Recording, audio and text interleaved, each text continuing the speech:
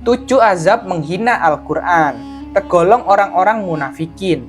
Orang-orang yang menghina Al-Quran akan Allah berikan balasan, yaitu tergolong sebagai orang-orang munafikin.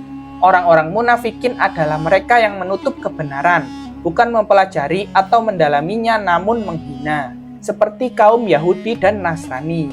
Di zaman Rasulullah dulu, bahkan sejak nabi-nabi terdahulu, kaum Yahudi dan Nasrani selalu saja menghina Al-Quran, Islam, dan Rasulullah Shallallahu Alaihi Wasallam.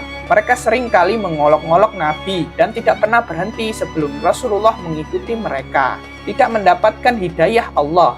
Hidayah Allah sejatinya bukan datang tiba-tiba begitu saja. Hidayah Allah turun dan diberikan kepada hamba-hambanya yang benar-benar mencari kebenaran.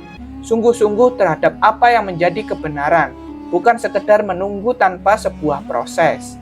Tidak mendapatkan rahmat dan karunia Allah. Orang-orang yang menghina Al-Quran tentunya tidak akan mendapatkan rahmat dan karunia dari Allah Subhanahu wa Ta'ala. Orang-orang seperti ini tidak akan mendapatkan cahaya kebenaran dari Allah Subhanahu wa Ta'ala karena mata dan hatinya tertutup, tidak akan mendapatkan petunjuk kebenaran. Orang-orang yang menghina Al-Quran tidak akan mendapat petunjuk kebenaran. Dalam hidup tentunya kita membutuhkan petunjuk dalam hidup. Hal ini tentunya dibutuhkan agar kita tahu harus bagaimana melangkah dan mengarahkan hidup. Tersesat hidupnya dalam kegelapan.